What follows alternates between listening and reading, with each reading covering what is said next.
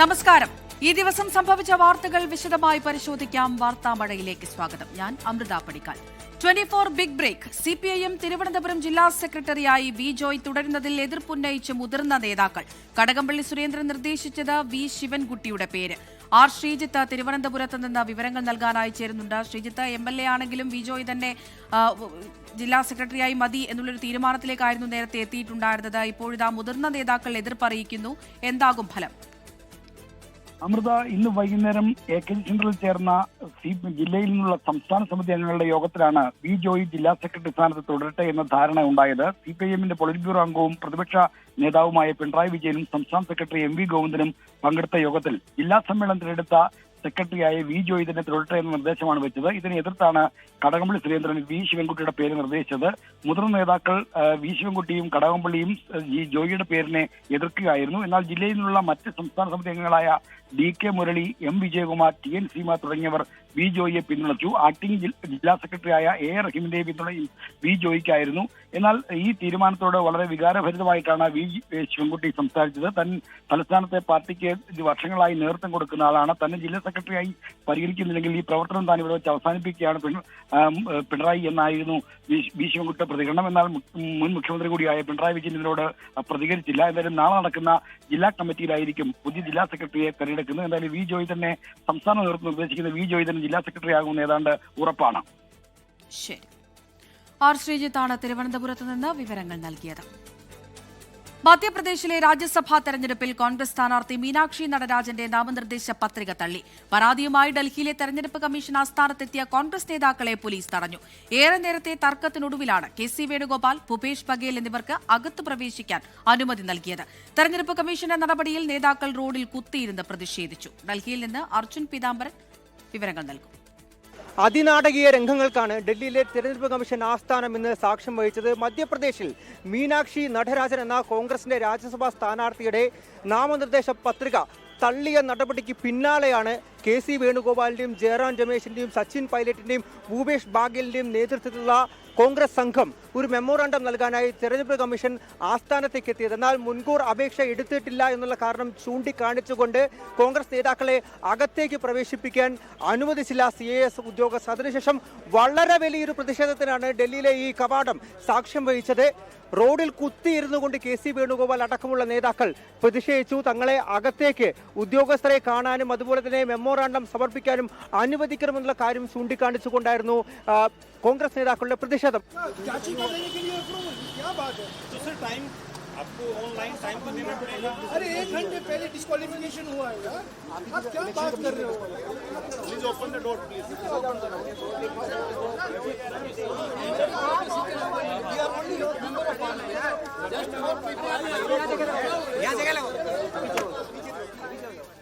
കോടതിയെ സമീപിക്കുന്ന നടക്കുന്നതിൽ എല്ലാ കാര്യങ്ങളും പരിശോധിക്കും. ഇത് ജനാധിപത്യത്തിന്റെ ക്രൂരമായ കൊലപാതകമാണ്. ഇത് അനുവദിക്കാൻ പറ്റുന്നതല്ല. ഒരു കാരണവുമില്ലാതെ ഒരു നോമിനേഷൻ ക്യാൻസൽ ചെയ്യുക ജനാധിപത്യം എത്രമാത്രം കൊല ചെയ്യപ്പെടുന്ന ഒരു തെളിവാണ്. ഇതിനെതിരായി നിയമപരമായിട്ടും രാഷ്ട്രീയമായിട്ടും പോരാടും. ഒരു അപേക്ഷ കൊടുക്കാൻ പോലും ഒരു തയ്യാറായില്ല. ഞങ്ങൾ കുത്തിയിരിക്കേണ്ടി വന്നു അകത്തുനിന്ന് കയറി കൊടുക്കാൻ. അപേക്ഷ സ്വീകരിച്ചു. ഇപ്പോൾ അത് കുത്തിയിരുന്നതിന് ശേഷം തെരഞ്ഞെടുപ്പ് കമ്മീഷൻ പ്രത്യേകിച്ചും BJPക്കൊപ്പം നിൽക്കുന്നു എന്നുള്ള ആരോപണം കൂടി ഉന്നയിച്ചിട്ടുണ്ട്. കാരണം ജൂൺ 18-ാം തീയതിയാണ് ഈ രാജ്യസഭാ തെരഞ്ഞെടുപ്പ് നടക്കുന്നത്. അതിൽ മധ്യപ്രദേശിൽ 3 സീറ്റുകളാണുള്ളത്. 48 MLA-മാരുള്ള കോൺഗ്രസിന് ഒരു സ്ഥാനാർത്ഥിയെ അവിടെ വിജയിപ്പിച്ചെടുക്കാൻ സാധിക്കും. എന്നാൽ BJP 3 സ്ഥാനാർത്ഥികളെ നിർത്തുന്ന ഒരു അട്ടിമറി സംശയിച്ച് 48 MLA-മാരെയും ഇന്ന് രാവിലെയാണ് കോൺഗ്രസ് ബംഗളൂരുവിലെ ഹോട്ടലിലേക്ക് മാറ്റിയത്. എന്നാൽ ഇന്ന് സൂക്ഷ്മ പരിശോധനയ്ക്ക് ശേഷം ചില കേസുകളുടെ കാര്യങ്ങൾ ചൂണ്ടിക്കാണിച്ചുകൊണ്ട് കേസിലെ കാര്യങ്ങൾ നാമനിർദ്ദേശ പത്രികയിൽ നിന്നും ഈ പറയുന്ന സ്ഥാനാർത്ഥി മീനാക്ഷി നടരാജൻ എന്ന സ്ഥാനാർത്ഥി മറച്ചുവെച്ചു എന്നുള്ള BJPയുടെ ആരോപണത്തിന് പിന്നാലെയാണ് അവരുടെ സ്ഥാനാർത്ഥിത്വം തള്ളിയതും അവിടെ BJPക്ക് 3 സീറ്റുകളിലും വിജയിക്കാൻ സാധിക്കും ഒരു അട്ടിമറിയിലൂടെ എന്നുള്ളൊരു സാഹചര്യം രൂപപ്പെട്ടതും. ഇത് തികച്ചും അനാസ്ഥയാണ്. വളരെ മോശമായിട്ടുള്ളൊരു പ്രവൃത്തിയാണ്. ഈ ജനാധിപത്യത്തെ തന്നെ കൊലപാതകം ചെയ്തിരിക്കുന്നു എന്നുള്ള ആരോപണങ്ങളൊക്കെ തന്നെയാണ് നേതാക്കൾ ഉന്നയിച്ചത്. അങ്ങനെയാണ് അവർ തെരഞ്ഞെടുപ്പ് കമ്മീഷനെ കാണാനായി ഇവിടേക്ക് എത്തുന്നത്.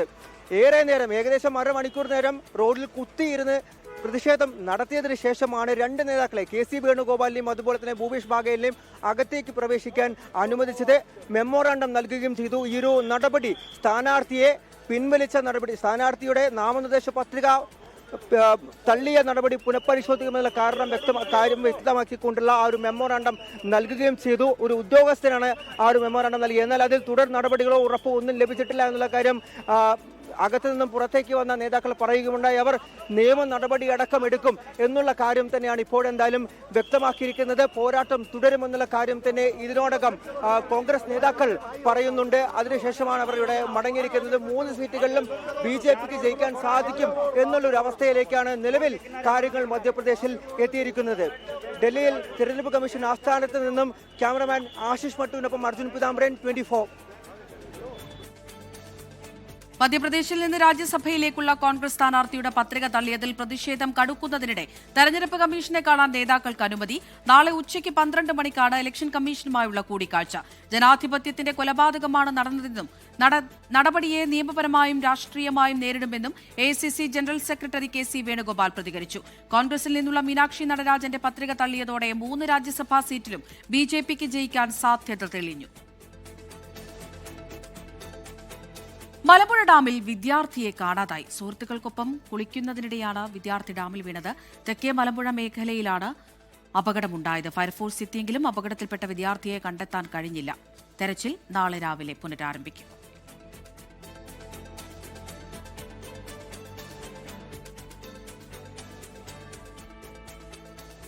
ശക്തമായ കാറ്റിലും മഴയിലും സംസ്ഥാനത്ത് പലയിടത്തും നാശനഷ്ടങ്ങൾ റിപ്പോർട്ട് ചെയ്തു.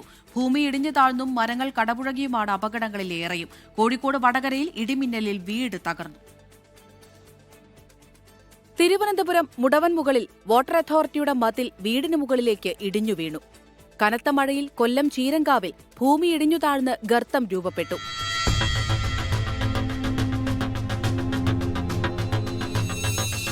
കോഴിക്കോട് വടകരയിൽ ഇടിമിന്നലേറ്റ് മണിയൂർ സ്വദേശി ഷൈജുവിന്റെ വീട് തകർന്നു. കനത്ത മഴയിൽ കോഴിക്കോട് കൊടിയത്തൂർ പഞ്ചായത്തിൽ വയോധികയുടെ വീട് തകർന്നു. മുണ്ടംപോയിലിൽ ചക്കിക്കുട്ടിയുടെ വീടാണ് തകർന്നത്. പെരുവയലിൽ കിണർ ഇടിഞ്ഞു താഴ്ന്നു. വടകരയിൽ ടേക്ക് എ ബ്രേക്ക് കേന്ദ്രത്തിന്റെ മേൽക്കൂര കാറ്റിൽ തകർന്നു. പുതിയ ബസ് സ്റ്റാൻഡ് വെള്ളത്തിൽ മുങ്ങി. കണ്ണൂർ തളാപ്പിൽ കെട്ടിടവും മതിലും തകർന്നു വീണു.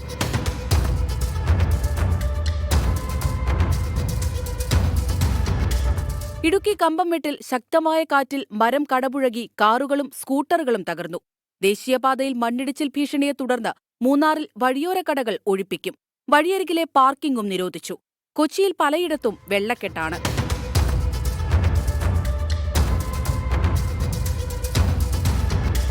ശക്തമായ മഴയിൽ തൃശൂർ പറപ്പൂക്കര രാപ്പാൾ പള്ളത്ത് കുറുമാലിപ്പുഴയുടെ ബണ്ട് ഇടിഞ്ഞു.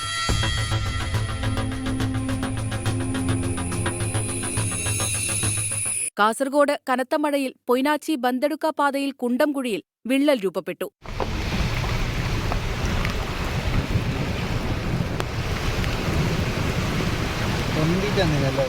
കോട്ടയം കടനാട് കുടുംബാരോഗ്യ കേന്ദ്രത്തിന് മുന്നിലുണ്ടായിരുന്ന പാഴ്മരം കടപുഴകി വീണു. കണ്ണൂർ തിരുമേനി മുതുവമ്പാടിയിൽ വീടിന്റെ സംരക്ഷണ ഭിത്തി ഇടിഞ്ഞു. കണ്ണൂർ ശ്രീകണ്ഠാപുരം ചുണ്ടക്കുന്നിൽ കനത്ത മഴയിൽ സ്വകാര്യ ബസ് നിയന്ത്രണം വിട്ട് മതിലിലിടിച്ചു. വിവിധ ബ്യൂറോകൾക്കൊപ്പം ന്യൂസ് ഡെസ്ക് 24.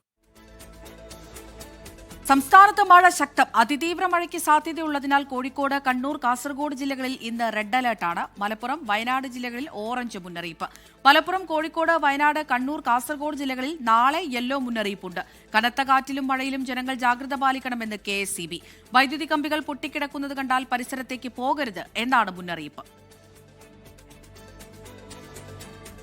കൊല്ലം പുനലൂരിൽ നിയന്ത്രണം വിട്ട ബൈക്ക് മറിഞ്ഞ് വിദ്യാർത്ഥിക്ക് ദാരുണാന്ത്യം. പുനലൂർ സ്വദേശി അശ്വിനാണ് മരിച്ചത്. സൂര്യഗായത്രിയുണ്ട് കൊല്ലത്ത് നിന്ന് വിവരങ്ങൾ നൽകാൻ. സൂര്യഗായത്രി, എപ്പോഴായിരുന്നു ഈ അപകടമുണ്ടായത്? മരിച്ച വിദ്യാർത്ഥിയുടെ വിവരങ്ങൾ എന്തൊക്കെയാണ്? അമൃത, വൈകിട്ടാണ് അപകടം സംഭവിക്കുന്നത്. തൊളിക്കോട് കേളങ്കാവ് റോഡിൽ കേളങ്കാവ് RPL മാനേജർ ബംഗ്ലാവിന് മുന്നിലാണ് അപകടമുണ്ടായത്. കേളങ്കാവിൽ നിന്നും മണിയാർ ഭാഗത്തേക്ക് വരികയായിരുന്ന അശ്വിൻ ഓടിച്ചിരുന്ന സ്കൂട്ടർ ഈ ഭാഗത്തെ വളവിൽ വെച്ച് നിയന്ത്രണം വിട്ട് പാതയോരത്തെ ഓടയിലേക്ക് മറിയുകയായിരുന്നു. പുനലൂർ ചിരക്കേവിള വീട്ടിൽ 19 വയസ്സുകാരൻ അശ്വിനാണ് ഈ അപകടത്തിൽ മരണപ്പെട്ടത്. വലിയ ശബ്ദം കെട്ടിവിടെ എത്തിയ പ്രദേശവാസികൾ ഉടൻ തന്നെ അശ്വിനെ പുനലൂർ താലൂക്ക് ആശുപത്രിയിൽ പ്രവേശിപ്പിച്ചെങ്കിലും ജീവൻ രക്ഷിക്കാനായില്ല. മൃതദേഹം താലൂക്ക് ആശുപത്രി മോർച്ചറിയിൽ സൂക്ഷിച്ചിരിക്കുകയാണ്. നാളെ പോസ്റ്റ്മോർട്ടം നടപടികൾക്ക് ശേഷം ബന്ധുക്കൾക്ക് വിട്ടു നൽകുമെന്നുള്ള വിവരമാണ് ലഭിക്കുന്നത്. ശരി, സൂര്യഗായത്രിയാണ് വിവരങ്ങൾ നൽകിയത്. പാലക്കാട് നെല്ലിയാമ്പതി ചുരം റോഡിൽ നിർത്തിയിട്ട കാർ 50 അടി താഴ്ചയിലേക്ക് വീണു. വിനോദസഞ്ചാരികളുടെ കാറാണ് അപകടത്തിൽപ്പെട്ടത്. നിഖിൽ പ്രമേഷ് ഉണ്ട് വിവരങ്ങൾ നൽകാനായി. നിഖിൽ, ഇത് എന്താണ് സംഭവം? എങ്ങനെയാണ് ഇത് താഴ്ചയിലേക്ക് മറിഞ്ഞത്? നിർത്തിയിട്ട കാറായിരുന്നുവെന്ന് മനസ്സിലാക്കുന്നു.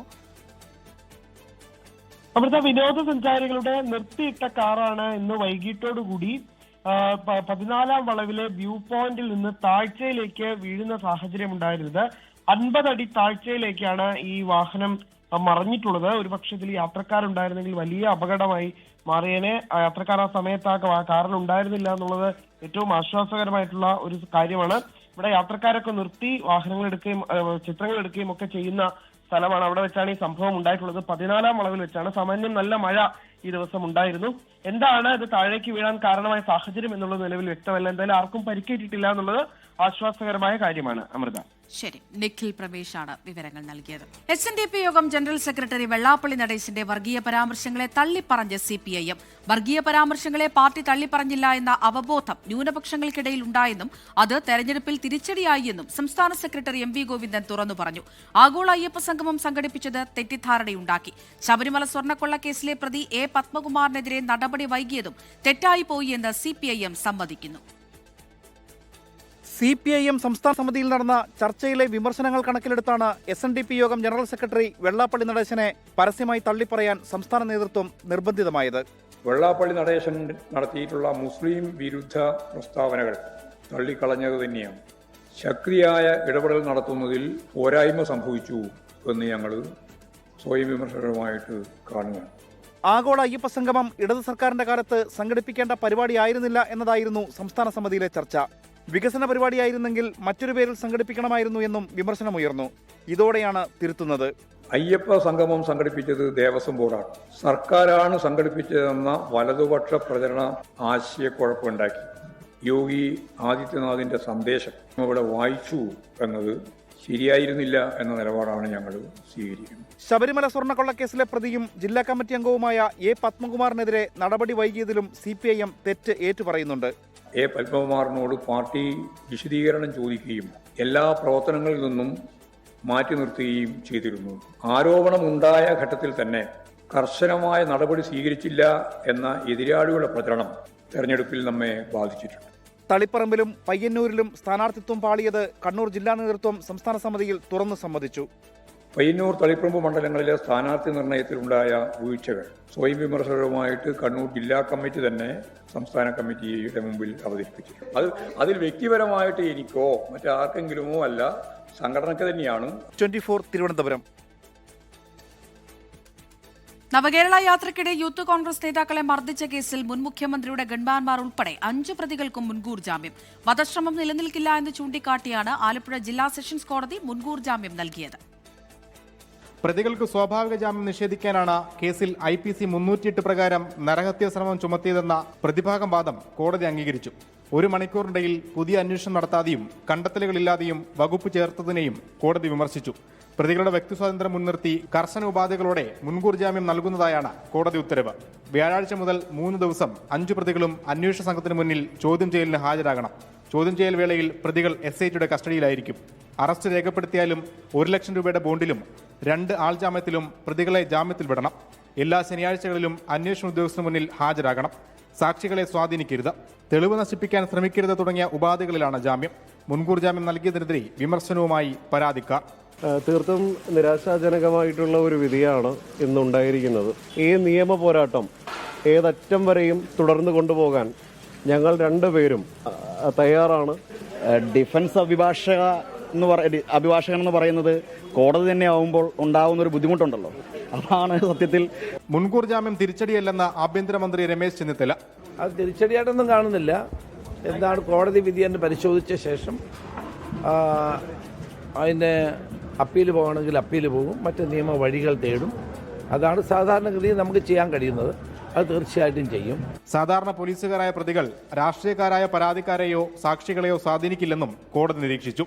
സമാനമായ കേസുകളിലെ സുപ്രീം കോടതിയുടെ മുൻ ഉത്തരവുകളും ജാമ്യ ഉത്തരവിൽ കോടതി ഉദ്ധരിച്ചു. 24 ആലപ്പുഴ. ശബരിമല സ്വർണ്ണക്കൊള്ളയിൽ SITക്ക് ഒരുപോലെ ആശ്വാസവും നിരാശയും. തന്ത്രി കണ്ഠരര് രാജീവരുടെ ജാമ്യം റദ്ദാക്കണമെന്ന ആവശ്യം ഹൈക്കോടതി തള്ളി. എന്നാൽ അന്വേഷണത്തിനെതിരായ കൊല്ലം വിജിലൻസ് കോടതിയുടെ എല്ലാ പരാമർശവും ഹൈക്കോടതി നീക്കി. ശബരിമല സ്വർണ്ണക്കൊള്ളയിൽ പ്രതി ചേർക്കപ്പെട്ട തന്ത്രി കണ്ഠരര് രാജീവർക്ക് 41 ദിവസങ്ങൾക്ക് ശേഷം കൊല്ലം വിജിലൻസ് കോടതി ജാമ്യം അനുവദിച്ചിരുന്നു. ഇത് റദ്ദാക്കണമെന്നാവശ്യപ്പെട്ടാണ് പ്രത്യേക അന്വേഷണ സംഘം ഹൈക്കോടതിയെ സമീപിച്ചത്. കൂടാതെ തന്ത്രിക്കെതിരെ തെളിവിന്റെ കണിക പോലുമില്ല എന്ന വിജിലൻസ് കോടതിയുടെ പരാമർശം കേസിന്റെ മുന്നോട്ടുള്ള പോക്കിന് തിരിച്ചടിയാകുമെന്ന വിലയിരുത്തലും SITക്ക് ഉണ്ടായിരുന്നു. എന്നാൽ തന്ത്രിയുടെ ജാമ്യം റദ്ദാക്കാനാകില്ലെന്ന് കോടതി. പക്ഷേ SITയുടെ അന്വേഷണത്തിന് എതിരായ എല്ലാ പരാമർശങ്ങളും ഹൈക്കോടതി നീക്കി. ഇത് പ്രത്യേക അന്വേഷണ സംഘത്തിന് താൽക്കാലിക ആശ്വാസമായി. ശബരിമലയിലെ അഷ്ടാഭിഷേക ക്രമക്കേടിൽ മഹാനിവേദ്യം, ഗണപതി ഹോമം, അഷ്ടാഭിഷേകം തുടങ്ങി എല്ലാ വഴിപാട് വിശദാംശങ്ങളും ഹൈക്കോടതി തേടി. കഴിഞ്ഞ 10 വർഷത്തെ മുഴുവൻ വഴിപാട് രേഖകളും സുനിൽകുമാർ ഉൾപ്പെടെയുള്ള സ്പോൺസർമാരുടെ വിവരങ്ങളും ഹാജരാക്കണം. തിരുവിതാംകൂർ ദേവസ്വം ബോർഡിനാണ് ഹൈക്കോടതി നിർദ്ദേശം നൽകിയത്. 24 കൊച്ചി. CMRL എക്സാലോജിക് സാമ്പത്തിക ഇടപാട് കേസിൽ പ്രതിപക്ഷ നേതാവ് പിണറായി വിജയന്റെ മകൾ വീണ ടിക്ക് EDയുടെ സമൻസ്. വെള്ളിയാഴ്ച കൊച്ചിയിലെ ഓഫീസിൽ ചോദ്യം ചെയ്യലിന് ഹാജരാകണം എന്നാണ് നിർദ്ദേശം. വീണയെ കൂടാതെ CMRL managing director SN Sasidharan Kartha ഉൾപ്പെടെ 9 പേർക്കാണ് EDയുടെ സമൻസ്. മാസപ്പടി കേസുമായി പാർട്ടിക്ക് ബന്ധമില്ലെന്ന് CPIM സംസ്ഥാന സെക്രട്ടറി MV ഗോവിന്ദൻ പ്രതികരിച്ചു. കേസ് വീണ തന്നെ കൈകാര്യം ചെയ്യും. കേസിന്റെ മറവിൽ പിണറായി വിജയനെ രാഷ്ട്രീയമായി തളർത്താനുള്ള ശ്രമത്തെയാണ് CPIM ചെറുക്കുന്നതെന്നും പാർട്ടി സംസ്ഥാന സെക്രട്ടറി വ്യക്തമാക്കി. കൊച്ചിയിൽ നടി ആക്രമിക്കപ്പെട്ട കേസിൽ അതിജീവിതയുടെ ഹർജി ജസ്റ്റിസ് കൌസർ എടപ്പകത്തിന്റെ ബെഞ്ച് പരിഗണിക്കും. മെമ്മറി കാർഡിന്റെ ഹാഷ് വാല്യൂ ചോർന്നതിലടക്കം പുനരന്വേഷണം ആവശ്യപ്പെട്ടാണ് അതിജീവിത ഹർജി നൽകിയത്. ഹർജി നാളെ പരിഗണിക്കും. കേസ് പരിഗണിക്കുന്നതിൽ നിന്ന് ജസ്റ്റിസ് ജോബിൻ സെബാസ്റ്റ്യൻ പിന്മാറിയിരുന്നു. രാജ്യാന്തര നിലവാരത്തിലുള്ള ആരോഗ്യ സേവനങ്ങൾ സൗജന്യമായി കേരളത്തിലുടനീളം എത്തിക്കുന്ന VPS ലേക്ക് ഷോറിന്റെ മൊബൈൽ ഹെൽത്ത് കെയർ സംരംഭമായ കെയർ ഓൺ വീൽസ് പദ്ധതിക്ക് തുടക്കം. VPS ലേക്ക് ഷോർ ആശുപത്രിയിൽ നടന്ന പരിപാടിയിൽ ചെയർമാൻ ഡോക്ടർ ഷംഷീർ വയലിൽ മൊബൈൽ ഹെൽത്ത് കെയർ യൂണിറ്റ് വാഹനം ഫ്ളാഗ് ഓഫ് ചെയ്തു. ഗ്രാമ നഗര വ്യത്യാസമില്ലാതെ സംസ്ഥാനത്തെ വിവിധ പ്രദേശങ്ങളിലെ ആരോഗ്യ സേവനങ്ങൾ എത്തിപ്പെടാത്ത മേഖലകളാണ് കെയർ ഓൺ വീൽസ് ലക്ഷ്യമിടുന്നത്. രോഗപ്രതിരോധം, മുൻകൂട്ടിയുള്ള രോഗനിർണയം, വിദഗ്ധരുടെ കൺസൾട്ടേഷൻ എന്നിവ പദ്ധതിയുടെ ഭാഗമായി ഉറപ്പാക്കും. കാർഡിയോളജി, റേഡിയോളജി സേവനങ്ങളുടെ പിന്തുണയോടെയുള്ള അൾട്രാസൗണ്ട് സംവിധാനങ്ങൾ, ECG screening, portable audiometry, portable spirometry, doctor consultation, അടിസ്ഥാന ആരോഗ്യ പരിശോധനകൾ, ടെലി കൺസൾട്ടേഷൻ സൗകര്യം എന്നിവ മൊബൈൽ യൂണിറ്റിൽ സജ്ജീകരിച്ചിട്ടുണ്ടെന്ന് ചെയർമാൻ ഡോക്ടർ ഷംഷീർ വയലിൽ അറിയിച്ചു. ആർടെമിസ് 3 ദൌത്യത്തിന്റെ ക്രൂ അംഗങ്ങളുടെ പേര് പ്രഖ്യാപിച്ച് നാസ. ആൻഡ്രെ ഡഗ്ലസ്, ഫ്രാങ്ക് റൂബിയോ എന്നിവരാണ് ആർടെമിസ് 3 ദൌത്യത്തിലെ മിഷൻ സ്പെഷ്യലിസ്റ്റുമാർ. ലൂക്ക പർമിറ്റാനോ പൈലറ്റും റാൻഡി ബ്രസ്നിക് ദൌത്യത്തിന്റെ കമാൻഡറുമാകും. ഇറ്റാലിയൻ ബഹിരാകാശ ഏജൻസി അംഗമാണ് പൈലറ്റായ ലൂക്ക പർമിറ്റാനോ. തമിഴ്നാട്ടിൽ സ്ത്രീകളുടെയും കുട്ടികളുടെയും സുരക്ഷയ്ക്കായുള്ള പ്രത്യേക സേന സേവനം ആരംഭിച്ചു. സിംഗപ്പൻ സ്പെഷ്യൽ ഫോഴ്സ് എന്ന പേരിലാണ് സേന. മുഖ്യമന്ത്രി C. ജോസഫ് വിജയ് ഉദ്ഘാടനം ചെയ്തു. സ്ത്രീ സുരക്ഷയിൽ വിട്ടുവീഴ്ചയില്ല എന്ന് മുഖ്യമന്ത്രി പറഞ്ഞു. Today we are witnessing one such monumental milestone that reflects the deep thoughtfulness, unwavering vision and proactive commitment of the Honorable Chief Minister of Tamil Nadu. മുഖ്യമന്ത്രി C. ജോസഫ് വിജയ് അധികാരമേറ്റയുടൻ ആദ്യം ഒപ്പുവെച്ച ഫയലാണ് സിംഗപ്പൻ പടയെന്ന പ്രത്യേക സേന. സ്ത്രീകളുടെയും കുട്ടികളുടെയും സുരക്ഷയ്ക്കായി മാത്രമുള്ള സേന. ഡ്രോണുകൾ ഉൾപ്പെടെയുള്ള അത്യാധുനിക സംവിധാനങ്ങളാണ് സേനയുടെ പ്രവർത്തനത്തിനായി നൽകിയിട്ടുള്ളത്. സ്ത്രീകളെയും കുട്ടികളെയും ദ്രോഹിക്കുന്നവരോട് ഒരു ദയയും കാണിക്കില്ലെന്ന് മുഖ്യമന്ത്രി C. ജോസഫ് വിജയ്.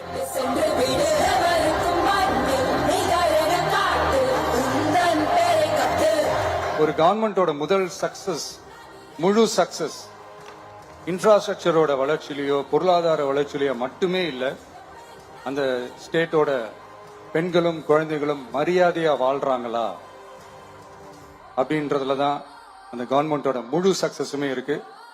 സേനയുടെ ഹോളോഗ്രാമും പ്രത്യേക വാഹനങ്ങളും മുഖ്യമന്ത്രി ചടങ്ങിൽ പുറത്തിറക്കി.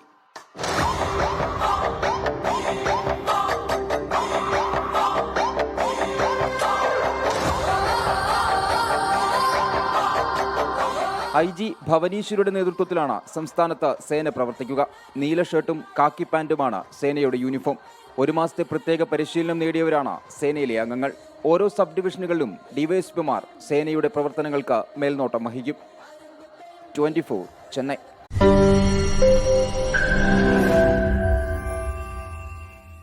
ലോകത്തെവിടെയായാലും ഏത് സമയത്തും 24 വാർത്തകളും ഓഗ്മെന്റഡ് റിയാലിറ്റി പാക്കേജുകളും എക്സ്പ്ലെയിനറുകളും വിശദമായി കാണാൻ ഞങ്ങളുടെ യൂട്യൂബ് ചാനൽ നിങ്ങൾക്ക് സബ്സ്ക്രൈബ് ചെയ്യാം.